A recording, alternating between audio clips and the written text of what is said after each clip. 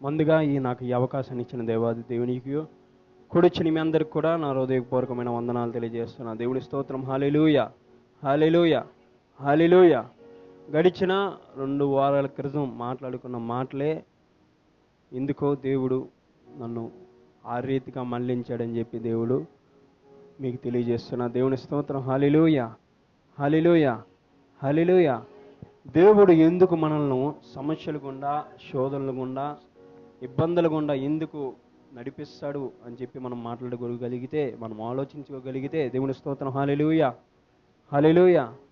దేవాది దేవుడు మనల్ని, లేకపోతే దేవుని విశ్వసిస్తున్న విశ్వాసులను, లేకపోతే క్రైస్తవులను, దేవుని పేరట దేవుని విశ్వాసాలు గుండా మనల్ని ఎందుకు దేవుడు కొన్ని కష్టాల గుండా ఎందుకు నడిపిస్తాడు, కొన్ని ఇబ్బందుల గుండా ఎందుకు నడిపిస్తాడు, కొన్ని శోధల గుండా ఎందుకు మనల్ని నడిపిస్తారని చెప్పి మీరు ఎప్పుడైనా ఆలోచించారా? నా మాటలు అర్థమయ్యాయా? దేవుని ప్రజలుగా చెప్పుకుంటున్న మనము, దేవుని నమ్ముకొని దేవునిలో జీవిస్తూ దేవుని విశ్వాసులుగా మనము ముందుకెళ్తున్న మనల్ని లేకపోతే దేవుడు ఎందుకు మనల్ని దేవుడు సమస్యలు గుండా, ఇబ్బందులు గుండా, శోధనలు గుండా ఎందుకు నడిపిస్తారనే ఆలోచన కానీ, ఒక ఉద్దేశం కానీ, లేకపోతే ఒక తలంపు కానీ మీకు ఎప్పుడైనా కలిగినట్లయితే దేవుడు 2 భాగాలుగా దేవుడు ఈ రాత్రికాల సమయంలో మాకు గుర్తు చేస్తున్నాడు. పిల్లలు, మొట్టమొదటిది మనం చేస్తున్న తప్పిదాలు బట్టి, లేకపోతే మనం చేస్తున్న పాపాల బట్టి, దేవుని మాట వినకపోవడం వల్ల దేవుడు కొన్నిసార్లు శోధనలు గుండా అప్పగిస్తే, సమస్యలకు నాకు అప్పగిస్తే, కొన్నిసార్లు ఇబ్బందులకు నన్ను అప్పగిస్తే, కొన్నిసార్లు శోధనలకు నన్ను అప్పగిస్తే, రెండోది ఏంటో తెలుసా ప్రియరా? దేవుణ్ణి ప్రేమించే వారికి శోధనలు కలుగుతాయి కూడా దేవుడు చెప్తున్నాడు. దేవుని స్తోత్రం. హల్లెలూయా, హల్లెలూయా, హల్లెలూయా.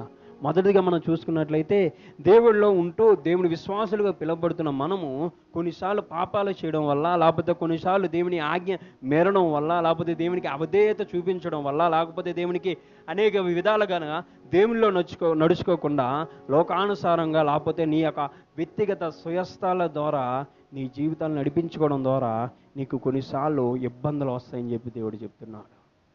సాతానికి నేను అప్పగిస్తాడని చెప్పి దేవుడు మీతో మాట్లాడుతున్నాడు. కొన్నిసార్లు దేవుడు చెప్తున్న మాట ఒక రీతిగా ఉంటే, దేవుడు చెప్తున్న వాక్యం ఒక రీతిగా మీతో సంభవిస్తుంటే, నువ్వేం చేస్తావో తెలుసా పిరిగిరా? వాక్యానికి విరుద్ధంగా, లేకపోతే దేవునికి విరుద్ధంగా నేను ఏం చేస్తామంటే అనేకమైన పనులు చేయడం వల్ల, దేవునికి కోపం రావడం వల్ల నేను ఎక్కడ పడిపోతామంటే శాపాల గుండా, శోధనల గుండా మనం పడిపోతే, అక్కడ పడిపోయిన మనము దాని నుండి తిరిగి రావడానికి కష్టపడుతూ ఇబ్బందులు పడుతున్న వ్యక్తులుగా నేను ఉంటాం. నా మాట అర్థమైంది. మొదటి మాట ఏంటో తెలుసా పిల్లరా? నాకు సమస్యలు ఎందుకు వస్తాయో తెలుసా పిల్లరా? దేవునిలో నువ్వు అవిధేయత చూపించడం వల్ల, దేవునికి నీవు విశ్వసనీయత పోవడం ద్వారా నాకు ఇబ్బందులు వస్తాయి. దేవుని స్తోత్రం. హల్లెలూయా, హల్లెలూయా. దేవునిలో నువ్వు విశ్వాసాన్ని ఎప్పుడైతే కోల్పోతావో, దేవుని మీద నమ్మకాన్ని నువ్వు పెట్టుకున్న నమ్మకాన్ని ఎప్పుడైతే కోల్పోతావో, దేవుని నమ్ముకున్న బిడ్డగా నేను దేవునిపై ఆధారపడకుండా మనుషుల చేతిలో కానీ, వస్తువుల చేతిలో కానీ, అనేకమైన తలంపుల చేతిలో కానీ నేను ఆధారం పడినప్పుడు, దాన్ని నువ్వు ఆధారంగా చేసుకుంటున్నప్పుడు, దాని మీద నువ్వు ఆశ వాంఛ పెట్టుకున్నప్పుడు, దేవుడు కొన్నిసార్లు నీకు ఇబ్బందులకు, శోధనలకు అవకాశాన్ని సాతానికి ఇచ్చినట్టుగా నాకు దేవుడు ఈ రాత్రికాల సమయంలో చెప్తున్నాడమ్మా. దేవుని స్తోత్రం. హల్లెలూయా. రెండోది నాకు ఇంపార్టెంట్ విషయం, లేకపోతే నా యొక్క వాక్య అంశం ఏంటంటే, కొన్నిసార్లు దేవుణ్ణి ప్రేమించే వారికి కూడా దేవుడు కొన్నిసార్లు సాతాను చేతికి అప్పగిస్తారని చెప్పి వాక్య భాగంలో రాయబడి ఉంటుంది ప్రియరా. దేవుని స్తోత్రం. హల్లెలూయా. నా మొదటి పాయింట్ అర్థమైంది అందరికీ? ఏంటి అర్థమైంది? దేవుళ్ళు నడుచుకోకుండా నీ సొంత నిర్ణయాలు బట్టి లోకానుసారంగా నడుచుకోవడం వల్ల, నీ పాపాల వల్ల, నీ శాపాల వల్ల దేవునికి విధేయత చూపించలేకపోవడం ద్వారా సాతాను చేతులకు నన్ను అప్పగిస్తే, అదే దేవుడు చెప్తున్నాడు, దేవుడు కానీ నిన్ను ప్రేమించినట్లయితే, దేవుడే కానీ నిన్ను ప్రేమించినట్లయితే నిన్ను కూడా సాతాను చేతికి అప్పగిస్తానని చెప్తున్నాడు ప్రియురా. 2 వారాలకి ముందు చదువుకున్న వాక్య భాగం యోహాను రాసిన సువార్త 11వ అధ్యాయం 3వ వచనం చదువుకుందాం.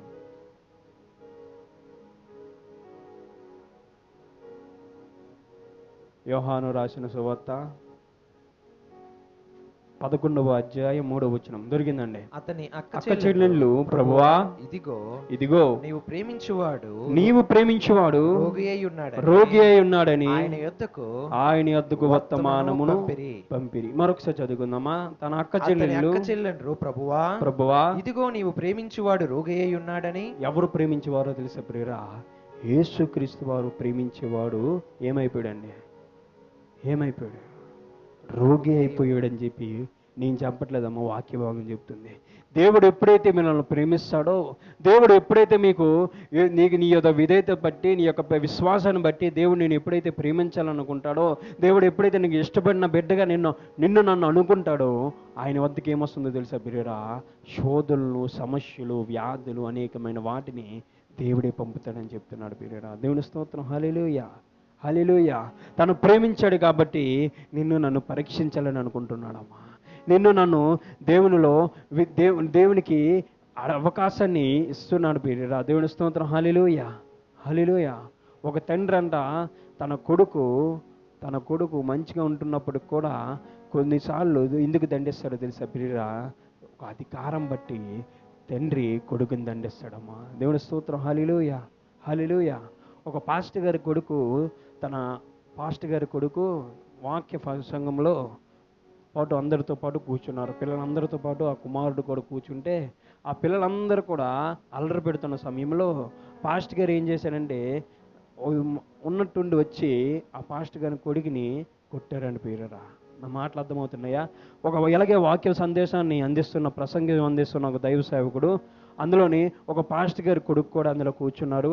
ఇలాగే కూర్చున్నప్పుడు పిల్లలు ఇలాగే అల్లరి చేస్తున్నప్పుడు ఉన్నట్టుండి వచ్చి ఆ పాస్టర్ గారు తన కుమారుడిని కూర్చున్న చుట్టూ ఉన్న వారందరూ కూడా అల్లరి చేస్తుంటే, ఆ కుమారుడు అల్లరి చేయలేదు కానీ, ఆ కుమారుడు ఏది తప్పు చేయలేదు కానీ, ఉన్నట్టుండి వచ్చి ఆ పాస్టర్ గారు తన కుమారుడిని కొట్టాడు పిరియరా.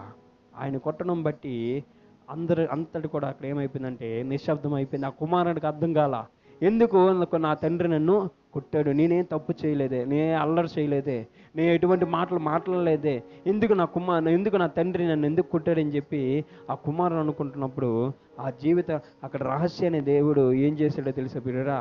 ఆ పాస్టర్ గారికి తన తండ్రి ఇంటికి వెళ్ళినప్పుడు మౌనంగా దిగులు మొహంతో అలిగినట్టు కుమారుడు తండ్రి కనపడ్డాడు బిడ్డరా. దేవుని స్తోత్రం. హల్లెలూయా, హల్లెలూయా. కుమారుడు అలిగాడని చెప్పి తండ్రికి ఎప్పుడైతే అర్థమైందో, అయ్యా ఏంటి నీ పరిస్థితి, ఎందుకురా బాబు, ఎందుకు నువ్వు అలాగ ఉన్నావంటే, నాన్న నేను ఏ తప్పు చేయలేదు కానీ నువ్వు నన్ను కొట్టావంటే, నేను కొట్టడం బట్టి అక్కడ ఉన్న వారందరూ కూడా ఏమైపోయారంటే నిశ్శబ్దం అయిపోయారని చెప్తున్నాడు బిడ్డ. నాకు అధికారం ఉందయ్యా నిన్ను దండించడానికి, నాకు అధికారం ఉందయ్యా నిన్ను అడగడానికి, నాకు అధికారం ఉందయ్యా నువ్వు ఎక్కడ తప్పిపోతావో సరిచేయడానికి నాకు అధికారం ఉంది కాబట్టి, నేను ప్రేమిస్తున్నాను కాబట్టి, నువ్వు నాకు సొత్తు కాబట్టి నేను కొట్టానని చెప్తున్నాడు పిరియరా. దేవుని స్తోత్రం. హల్లెలూయా. ఇక లాజర్ని ఎందుకు కొట్టాడో తెలుసా పిరియరా? మార్తా మరియా యేసయ్యకు పరిచర్య చేస్తున్నారు. యేసయ్యకు ముందు రాయబడిన మాట, మొదటి వచ్చిన రాయబడిన మాట 11:1 రెండవ వచనం చదువుకుందాం. రెండవ వచనం చదువుకుందాం. ఈ లాజరు ప్రభువునకు అత్తరు పూసి తల వెంట్రుకలతో ఆయన పాదములు తుడిచిన మరియకు సహోదరుడు. దేవుని స్తోత్రం. హల్లెలూయా, హల్లెలూయా, హల్లెలూయా. నువ్వు నా బిడ్డవయ్య అని చెప్తున్నాడు. నీ కుటుంబం నా సేవ చేస్తుంది కాబట్టి నేను నీకు ఈ రీతిగా నిన్ను పరిస్థితులు లొంగించనని చెప్తున్నాడు ప్రియరా. దేవుని స్తోత్రం. హల్లెలూయా. నీకు సమస్యలు వస్తున్నాయని చెప్పి నువ్వు బాధపడుతున్నావు. అయితే నువ్వు ఆలోచించిన విషయం ఏంటో తెలుసా ప్రియరా? నువ్వు ఏ కేటగిరీలో ఉన్నావు, నువ్వు ఏ పక్క ఉన్నావు, నీ పాపాల బట్టి నీకు సమస్య వస్తుందా, లేకపోతే దేవుడు నిన్ను ప్రేమిస్తున్నాడు కాబట్టి నీకు సమస్య వస్తుందో గ్రహించవలసిన విషయాన్ని నీకు దేవుడు తెలియజేస్తున్నాడు ప్రియరా. దేవుడి స్తోత్రం. హల్లెలూయా. అమ్మ నీకు సమస్యలు ఉన్నాయి నిజమే, కానీ దేవునిలో ఏ కేటగిరీలో ఉన్నావు, నువ్వు ఏ పక్క ఉన్నావు? నీ సొంత నిర్ణయాల బట్టి, నీ అవకాశాలను బట్టి నీవు పాపాలు చేసుకున్నట్లయితే, తప్పిదాలు చేస్తున్నట్లయితే, నీకు వచ్చిన శోధనలు బట్టి దేవునికి ఎటువంటి సంబంధం ఉండదు ప్రియరా. నేను కాపాడతారు నువ్వు ప్రాయశ్చిత్తం పడితే, నిన్ను కాపాడతారు నీ పాపాలను ఒప్పుకున్న తర్వాత. అయితే దేవుడు చెప్తున్న మాట ఏంటో తెలుసా ప్రియరా? దేవుడు ప్రేమించే వాడిని కూడా, దేవుడు ఎవరైతే సొత్తుగా భావిస్తారో వారికి కూడా ఇబ్బందులు, శోధనలు ఉంటాయని మీకు తెలియజేస్తున్నాడు ప్రియరా. దేవుని స్తోత్రం. హల్లెలూయా. అమ్మ యోబు గురించి దేవుడే యోబు గురించి దేవుడే పరిచయం చేస్తున్నాడు. దేవుడే నా యోబును నీవు చూచితివా. బాగుంటుంది అన్నమాట. ఒకసారి చదువుకుందమ్మా. యోబు గ్రంథము 1వ అధ్యాయం, కీర్తనల ముందు భాగంలో ఉంటుందండి. 1వ అధ్యాయం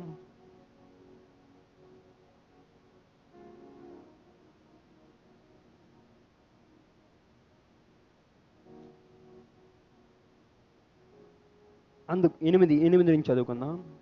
అందుకు యెహోవా నీవు నా సేవకుడైన యోబు సంగతిని ఆలోచించితివా. అతడు యథార్థవంతుడును న్యాయవంతుడై దేవుని యందు భయభక్తులు కలిగి చెడుతనము విసర్జించిన వాడు. భూమి మీద అతని వంటి వాడెవడునూ లేడు అని చెప్పి తాను యోబుని ఎవరు పరిచయం చేస్తున్నాడో తెలుసా పిల్లరా? నా కుమారుని వెరుగుదాం అని చెప్తున్నాడు. ఏంటని చెప్తున్నాడు అంటే, నా కుమారుడయ్యాడు, నీవు ఎరుగుదువా. నువ్వు ఆయన యథార్థవంతుడు, నీతిమంతుడు, చెడుతనమును విజసించిన వాడు. అటువంటి వాడు లోకంలో లోకంలో కాదు కానీ భూమి మీద ఎంతడు కూడా ఏమాత్రం కూడా ఎవడును లేడని చెప్తున్నాడు. దేవుని స్తోత్రం. హల్లెలూయా. నువ్వు ఆలోచించావని చెప్పి దేవుడితో మాట్లాడుతున్నాడు. పిల్లరా, నీకు శోధనలు వస్తున్నాయి, ఇబ్బందులు వస్తున్నాయి, దాన్ని జయించడానికి దేవుడు శక్తినిస్తాడు, అది వేరే విషయం. కానీ ఎందుకు నీ యొక్క పరిస్థితి రీతిగా ఎప్పుడైనా ఆలోచించుకోగలిగారా? దేవుడు ఈ రోజున ఆలోచించుకోమని చెప్తున్నాడు. పేరురా, ఈరోజు దేవునికి అడగమని చెప్తున్నాడు. పేరురా, నీకున్న ఇబ్బందులు ఓకే, నీకున్న నష్టాలు ఓకే, నీకున్న అనేకమైన ఆయాసకరమైన జీవితాలు ఓకే, కానీ దేవుడు ఈ రాత్రికాల సమయంలో నీకున్న సమస్యలు, నీకున్న ఇబ్బందులు, నీకున్న అనేకమైన ఆలోచనలు, నీకున్న ప్రతికూల పరిస్థితులు ఎందుకు వచ్చాయో దేవుళ్ళు విచారించుకోమంటున్నాడమ్మా. నీ సొంత నిర్ణయాలు బట్టి వచ్చాయా ఓ బిడ్డ? అయితే దేవుడు చెప్తున్నాడు, నీ సొంత నిర్ణయం నుండి దేవుని చిత్తానికి మారమని చెప్తున్నాడు. నీ పాపాల బట్టి నీవు వచ్చిన ఇబ్బందులు బట్టి నువ్వు భరిస్తూ ఉంటే నీ పాపాలను విడిచిపెట్టి దేవుళ్ళలోకి రమ్మంటున్నాడమ్మా. దేవుని స్తోత్రం. హల్లెలూయా. నా మాటలు అర్థమవుతున్నాయా? నువ్వు కానీ దేవుళ్ళలో కానీ నువ్వు దేవునికి కానీ అవిధేయతగా దేవుడిని విడిచిపెట్టి దేవుడి మీద అపనమ్మకంతో నువ్వు జీవిస్తూ దేవుని యొక్క ఉగ్రతను నువ్వు పెంచుకుంటున్నావో నువ్వు దేవునిలో పరిశీలించుకోమంటున్నాడు. పేరురా, నీ పాపాల నుండి నిన్ను విడిచిపెట్టి రమ్మంటని చెప్తున్నాడు. పేరురా, దేవుని స్తోత్రం. హల్లెలూయా, హల్లెలూయా, హల్లెలూయా, హల్లెలూయా. చీకటిలో ఉండిపోవద్దని చెప్తున్నాడు అమ్మా, వెలుగులోనికి రమ్మంటున్నాడు. పేరురా, యోహాను రాసిన మొదటి పత్రికలో రాయబడిన మాట, 1వ అధ్యాయం 7వ వచనంలో రాయబడిన మాట. అయితే ఆయన వెలుగులోనున్న ప్రకారము మనములో వెలుగును నడిచిన ఎడల మనం అన్యోన్యమైన సహవాసము గలవారమై ఆయనలో ఉందుము. అప్పుడు ఆయన కుమారుడైన యేసుక్రీస్తు తత్వంలో మన పాపములన్నీ కూడా పవిత్రము చేయును. దేవుని స్తోత్రం. హల్లెలూయా, హల్లెలూయా. దొరికిందండి. యోహాను రాసిన మొదటి పత్రిక 1వ అధ్యాయం 7వ వచనం. అయితే ఆయన వెలుగులోనున్న ప్రకారము మనమును వెలుగులో నడిచిన ఎడల మనము అన్యోన్య సహవాసము గలవారమై యుందుము. అప్పుడు యేసుక్రీస్తు రక్తములో ప్రతి పాపము నుండి మనలను పవిత్రులుగా చేయును. ప్రతి పాపము నుండి మనం పవిత్రులుగా చేయును. ఎప్పుడు తెలుసా పిరిరా? నీ చీకటి బ్రతుకును వెలుగులో రమ్మంటున్నాడు. ఆయన 7వ వచనంలో రాయబడిన మాట ఏంటో తెలుసా? అయితే ఆయనతో కూడా ఆయన వెలుగులో ఉన్న ప్రకారము మనమును వెలుగులో నడిచిన అమ్మ దేవుడు ఎప్పుడు వెలుగై ఉంటాడు. పిరిరా, ఆయన అంటాడు, స్టేట్మెంట్ ఇచ్చాడు, నా యొద్దే వెలుగై ఉన్నాడు అని చెప్తున్నాడు. పిరిరా, నేను లోకమునకు వెలుగై ఉన్నానని చెప్తున్నాడు. పిరిరా, నేను లోకమునకు ఉప్పై ఉన్నానని చెప్పి దేవుడు చెప్తున్నాడు. పిరిరా, దేవుని స్తోత్రం. హల్లెలూయా. ఆయన వెలుగులో ఉన్నాడు కాబట్టి నిన్ను కూడా చీకటిలో జీవించొద్దని చెప్తున్నాడు. అమ్మ, పాపాల చుట్టూ వెంటపడొద్దని చెప్తున్నాడు. పిరిరా, నీ సొంత నిర్ణయాల ప్రకారంగా ముందుకెళ్ళే వ్యక్తిగా నేను ఉండొద్దని చెప్తున్నాడు. పిరిరా, ఎందుకు ఉదయం కాలం సమయంలో నేను అట్ట వేసిన తర్వాత అక్కడ దింపి వచ్చే టైంలో మా సావుకరులతో చెప్తున్న మాట నాకు ఆశ్చర్యం వేసింది. అన్యుడు దైవభక్తి ఎక్కువ. ఆయన అంటున్న మాట, వేరే దేవుడిని ఏ దేవుడిని కూడా స్టేట్మెంట్గా చూపించలేదు, కానీ ఆయన సంబోధించిన మాట, భగవంతుడు మనల్ని ఆయన పనిని చేయడానికి పిలుచుకుంటే మనము మన సొంత పనుల కొరకు, నా కొడుకు కొరకు, వాళ్ళ కొడుకుల కొరకు దాన్ని సంపాదించడానికి మనం ఏం చేస్తున్నామంటే ప్రయాసపడతామని చెప్తున్నాడు. నాకు ఆశ్చర్యం వేసి ఈ తలంపు నాకు ఎందుకు రాలేదని చెప్పి ఎంతగానో నేను చింతించానని చెప్తున్నాడు. ఆయన వేరే ఏ దేవుడు కూడా స్టేట్మెంట్ ఇవ్వాల, నాకు ఈ దేవుడు నా దేవుడు పూజిస్తున్నాను చెప్పలేదు. కానీ ఆయన ఏంటున్న మాట, అన్యుడు దైవభక్తి కలిగిన వ్యక్తి భగవంతుడు ఆయన సేవ కొరకు మనల్ని పిలిస్తారా, మనం ఏం చేస్తున్నామంటే మన పిల్లల కొరకు వాళ్ళ పిల్లల కొరకు వాళ్ళ పిల్లలకు ఆస్తి గడిద్దామని చెప్పి వాళ్ళకి ఆస్తి ఇద్దామని చెప్పి ఆయన మనిచి ఇవన్నీ పనులు కూడా చేస్తున్నామని చెప్పి ఒక స్టేట్మెంట్ ఇచ్చాడు. మీరు నాకెంతో సంతోషం అనిపించింది. దేవుడి స్తోత్రం, హల్లెలూయా. సొంత నిర్ణయాలు బట్టి పరిగెట్టొద్దమ్మా, సొంత ఆలోచనలు గుండా పరిగెట్టొద్దు. ఆయన ఇచ్చేవాడని చెప్తున్నాడు. దేవుని స్తోత్రం, హల్లెలూయా. యోబు జీవితాన్ని కానీ పరిశీలించుకున్నట్లయితే సాతానికి అవకాశం ఇచ్చేసిన తర్వాత యోబు అంటున్న మాట ఏంటో తెలుసా బిరేరా, సమస్తం పోయింది బిరేరా, ఒక్క దినంలో సర్వాన్ని కోల్పోయాడు.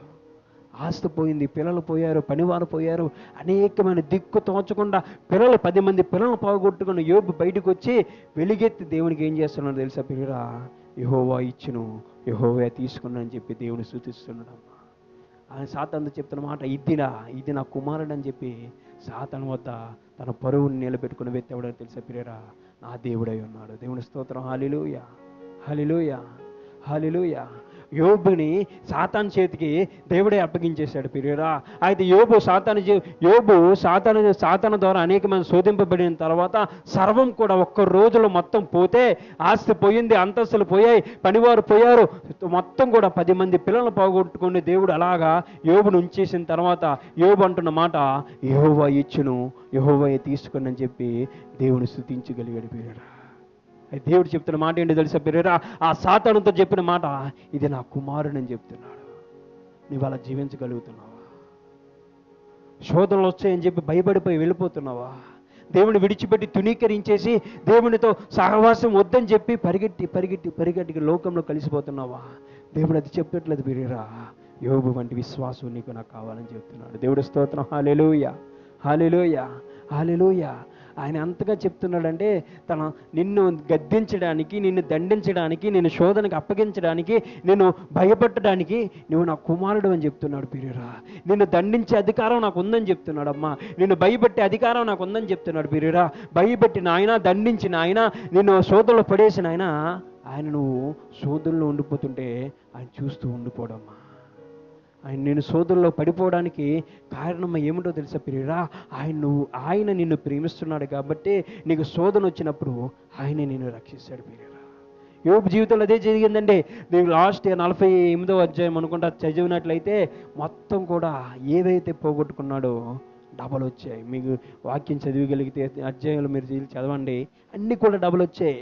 ఎద్దులు మొత్తం అన్నీ కూడా చదువుకునే పేరు పెట్టమన్న అన్నీ కూడా తిరిగి రెట్టింపుగా దేవుడు దయచేశాడు ప్రియరా. దేవుని స్తోత్రం, హల్లెలూయా. ఏ భార్య అయితే దేవుని దోషించి నువ్వు చచ్చిపో అని చెప్పిందో ఆ భార్యతోనే 10 మంది పిల్లలను కూడా దేవుడు దయచేసి ఉంచాడమ్మా. దేవుడు విశ్వసించి దేవుని ఆజ్ఞకు లోబడిన వ్యక్తి జీవితంలో శోధనలు వస్తే జరిగేది రెట్టింపు ఆశీర్వాదం ప్రియరా. దేవుని స్తోత్రం, హల్లెలూయా. నా మాట అర్థం కాలేదనుకుంటా. దేవుడు ప్రేమించిన వ్యక్తులకు కానీ శోధనలు వస్తే, దేవుని ప్రేమించిన వ్యక్తులకు కానీ ఒక నిందలు వస్తే, దేవునికి ప్రేమించిన వ్యక్తులకు కానీ ఇబ్బందులు వస్తే దేవుని నుంచి వచ్చే ఆశీర్వాదం ఏంటో తెలుసా ప్రియరా, రెట్టింపు ఆశీర్వాదంతో తను ఉన్న చోట నిండా నిలబెట్టే దేవుడు ప్రియరా. తను ఏడ్చిన చోటనే సంతోషంగా ఆనందంగా నిలబెట్టే దేవుడమ్మా. దేవుని స్తోత్రం, హల్లెలూయా, హల్లెలూయా, హల్లెలూయా, హల్లెలూయా.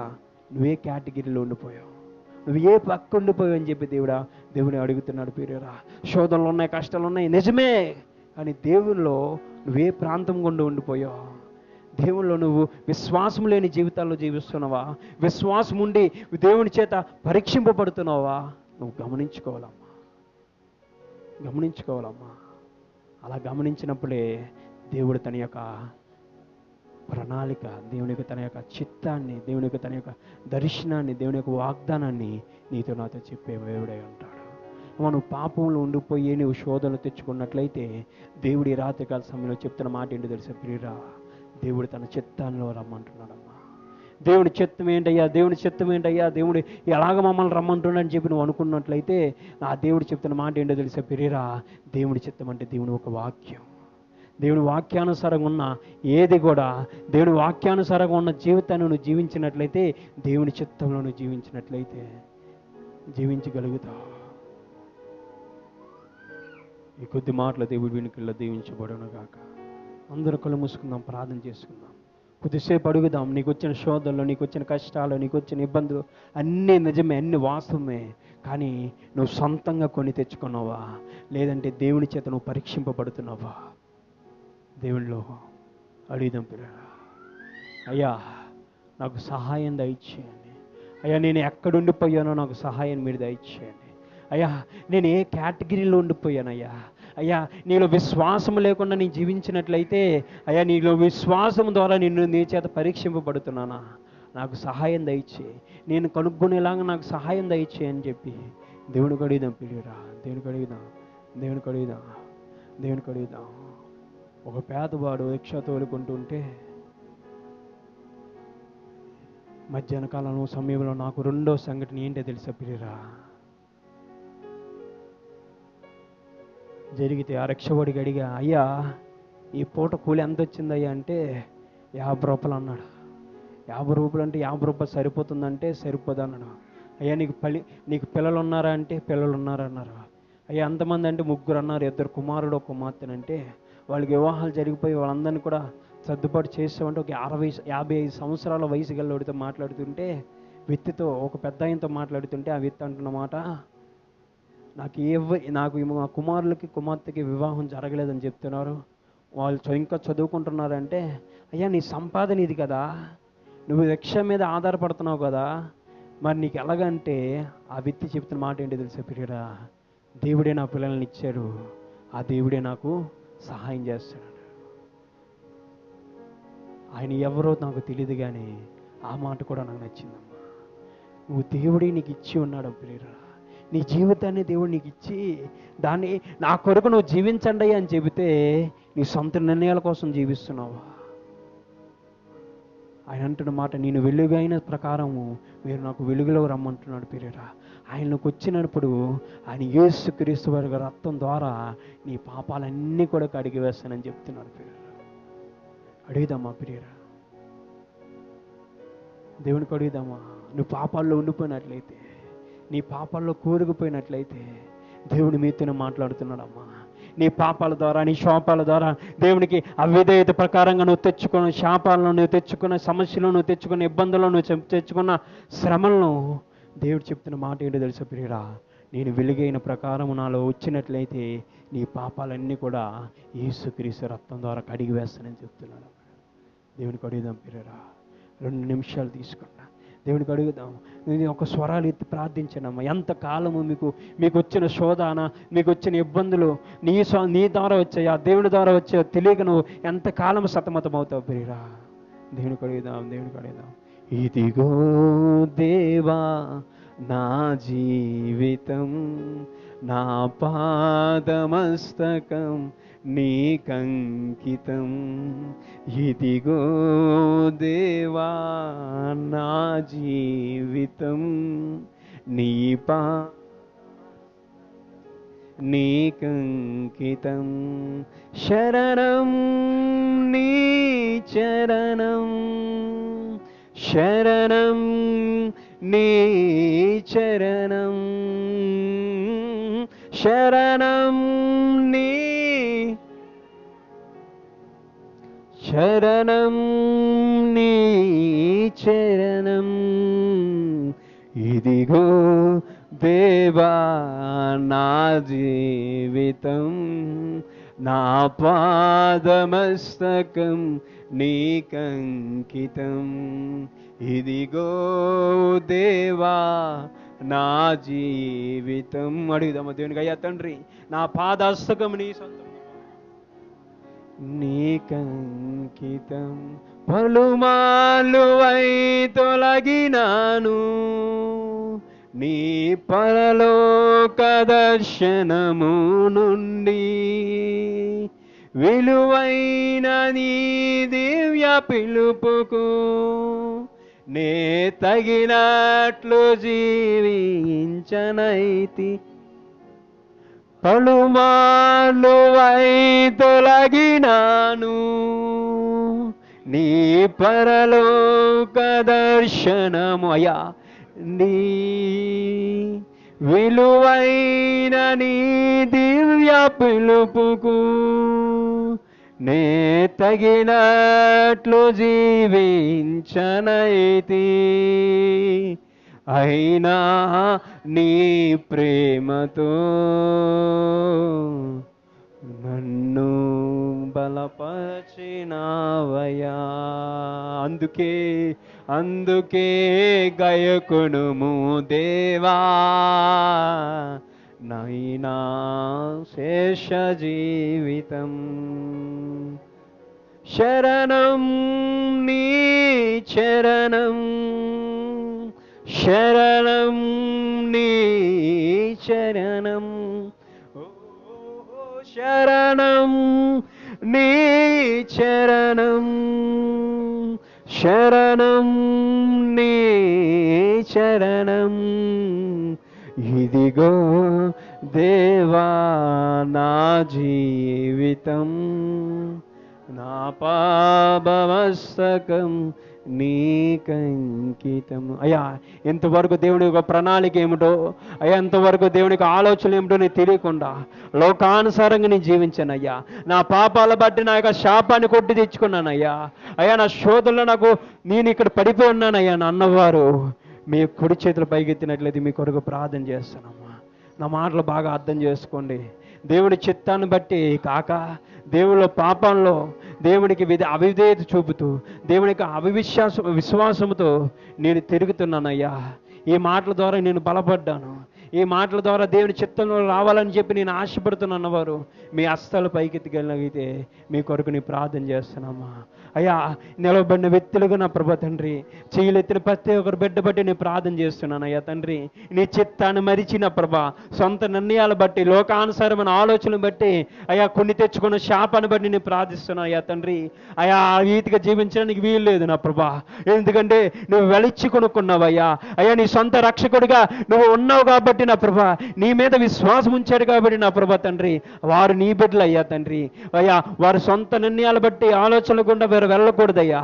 నీ చిత్తానికి లోబడి వ్యక్తులుగా వారు ఉండడానికి సహాయం దయచేయి. నీ వాక్యానుసారంగా జీవించడానికి వారు సహాయం దయచేయండి అయ్యా తండ్రి. అయ్యా నీ వాక్యాన్ని పట్టుకుంటూ నా ప్రభా తిరిగి వచ్చే వారం వరకు నా ప్రభా నీ వాక్య ధ్యానాన్ని గుర్తుంచుకొని నా ప్రభా వారు జీవించే వ్యక్తులుగా మీరు ఈ రాత్రికాల సమయంలో వారికి సహాయాన్ని దయచేయండి అయ్యా. చేలు ఎత్తిన ప్రతి ఒక్కరు బట్టి ప్రార్థిస్తున్నాను నా ప్రభా. నీ నిర్ణయ కాలంలో నా ప్రభా నీ చిత్తాన్ని ఎరిగి నీ వాక్యానుసారంగా వారు జీవించడానికి శక్తిని సహాయాన్ని మీరు దయచేయమని అడుగుతున్నాను ప్రభా. ఈ వాక్య ఫలింపు కొరకు ప్రార్థన చేస్తున్నా ప్రభా. వినిన వాక్యాన్ని మర్చిపోకుండా అయ్యా లోతుల్లో అయ్యా నేను దేవుని చిత్తానుసారంగా నాకు వచ్చిన శోధనలు వచ్చినట్లయితే నాకు వచ్చిన ఇబ్బందిని నాకు దేవుని ఇచ్చాడా లేకపోతే నా సొంత పాపాల బట్టి నేను తెచ్చుకున్నాను ఒక ఆలోచన గుండా వారు ఎరిగి జీవించడానికి మీరు సహాయం దయచేయండి.